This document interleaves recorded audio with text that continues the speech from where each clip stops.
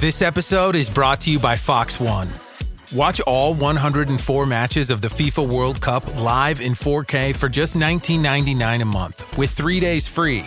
Build your own multi-view, choose up to 3 streams, and follow player spotlights. Stay on top of every moment with live stats, highlights, and instant replays. The FIFA World Cup, streaming live on Fox One. Offers are subject to change. See fox.com for complete terms and conditions. Listen, all you New Yorkers. Excuse me, taxi. Okay, man, we're looking around. This is the 77 WABC minicast. Sunday morning. Well, it's Father's Day.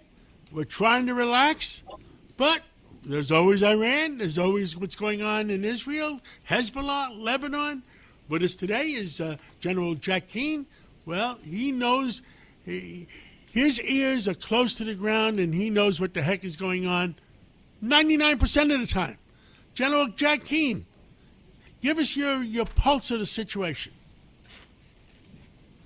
Well, I think what we have in front of us, obviously we have an MOU that it now has been signed.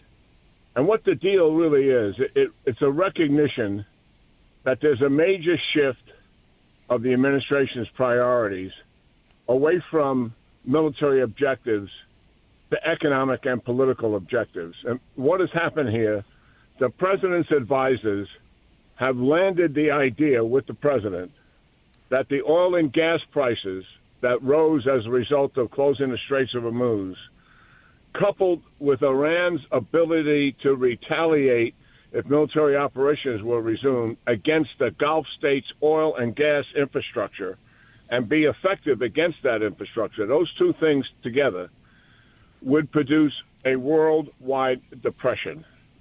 And as a result of that, we have entered into these negotiations. And just to give you a sense of it, remember, the war began on the 28th of February. On the 2nd of March, the Iranians closed the Straits of Hormuz.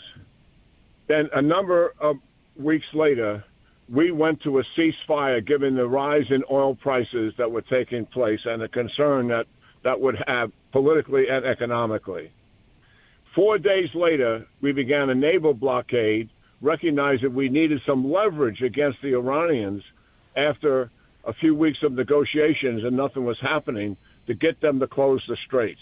It became obvious they didn't care about the economic peril the blockade was putting on their people, and we needed more leverage. So as a result of that, then on May the 4th, the administration initiated Project Freedom, which was to open the Straits of Hormuz forcibly using military. In the 36th hour, the president stopped the operation at the request of Saudi Arabia and other Arab states. Why? They were concerned that, one, we wouldn't be able to get it done effectively, two, that Iran would retaliate against their oil and gas infrastructure. So as a result of that, we stopped Operation Freedom, and we continue to go on. And Iran was retaliating against the UAE and Saudi Arabia and Qatar and everybody, wasn't they? From the outset, they had two strategies. One was to shut down the Strait of Hormuz, and that obviously was effective. And two, to retaliate immediately, not just against Israel, but actually much more so against our allies and partners in the region, particularly those that own oil and gas infrastructure, because they wanted them to understand that they were going to be vulnerable to them. This was not going to be about the United States, Israel, and Iran. This was going to be about them, and they wanted that pressure from them to be put on the United States. And that was somewhat effective, as I just described.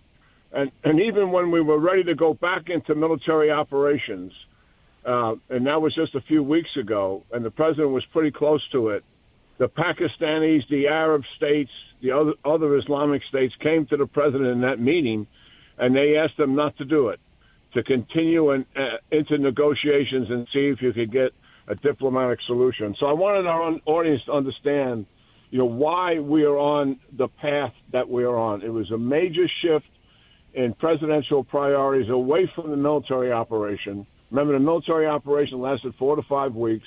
Objectives: take everything offensive away from the Iranians: nuclear, ballistic missiles, drones, support for proxies as well. Weaken the regime so much that eventually, in time, the people would be able to take charge of Iran once again. So we walked away from that because of the economic and political objectives that the president began to attempt to achieve. And that produced the deal that's in front of us. Now, what the challenge of the deal, the most immediate challenge, John, that deals with Israel and Hezbollah. Iran is trying to separate the United States from Israel over the Hezbollah and Lebanon issue. Iran doesn't have any claim to Lebanon. Yes, they support Hezbollah. They've organized them. They have resourced them. They're their number one major proxy. But these Hezbollah are Lebanese citizens operating in Lebanon in the interest of Iran. And if they're attacking Israel under the ceasefire, which they have done in the last 24 hours and have been doing since April the 17th, Israel has every right to respond to that. What they have done, Hezbollah, so our audience understands, they have attacked into northern Israel with 2,000 rockets and drones since April the 17th and within the last 24 hours with the recent ceasefire. And as a result of that, over 300 Israeli citizens have been wounded. They have moved out of the towns and villages in northern Israel. The kids are not going to school. They're living with families or they're in motels. And Israel cannot stand for that.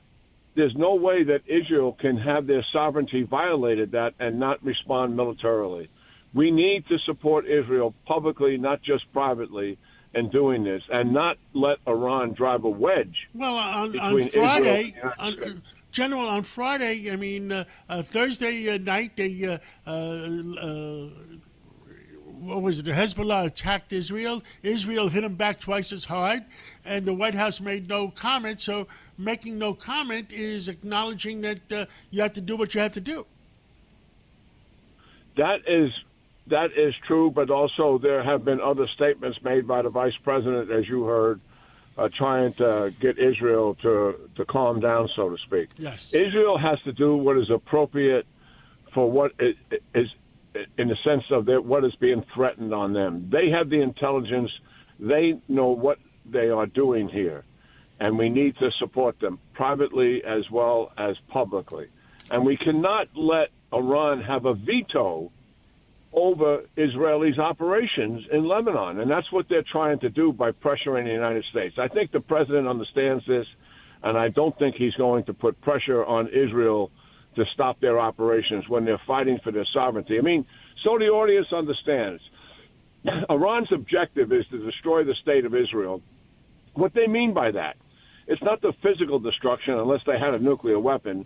They cannot defeat the Israeli military. What they want to do is create such a volatile security situation inside of Israel among a relatively small population in the world, 7 million Jews, and make that situation so volatile and insecure that they want to raise their family and kids there. In other words, they would migrate out of Israel. That is what they're trying to achieve. And in northern Israel right today, they are achieving that by the families moving away from that danger area. So, yes, they must respond, and they must complete the operation of getting Hezbollah out of the southern part of Lebanon. They cannot let that stand.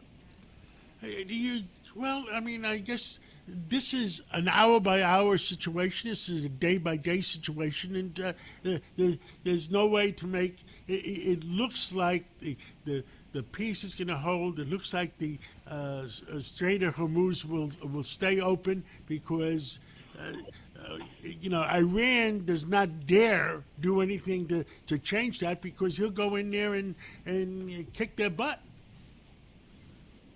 Well, what the president is holding as leverage, he has a couple of things. One, he has financial resources that he can hold on to, and two, obviously, military leverage. And that's the reality. And they certainly are aware of that. And I think, John, what the Iranians will do is drag out these negotiations as they already had. Remember, we started out with 2 weeks of negotiations when we went to the ceasefire back on April the 8th to get the Straits of Hormuz open. Well, they dragged that out for 9 weeks. And they're going to drag this out for sure. The whole 60 days is what the clock is, and likely longer than that. Because they believe the closer you get to the midterm elections in the United States, and they pay close attention to what's happening here, the less likelihood, John, that the president would initiate combat operations. And as a result, the Straits of Hormuz would be closed again, oil prices going up very close to the election. Here's what I think. Over the long term, I trust the final end state here. If the president doesn't get a deal to meet all of his objectives, I don't believe there will be a final deal, despite some of the problems with this memorandum of understanding. And the president's got 2 more years plus to be president of the United States. He is not, and I say he is not going to pass this Iranian problem to his successor as Biden passed it to him and presented him with something of a mess here. He's not going to do that. He will resolve this one way or the other. If he can't resolve it with negotiations in time, he will go back and physically destroy Iran in terms of its military capability and its industrial and economic might. I'm absolutely convinced of. I agree with that.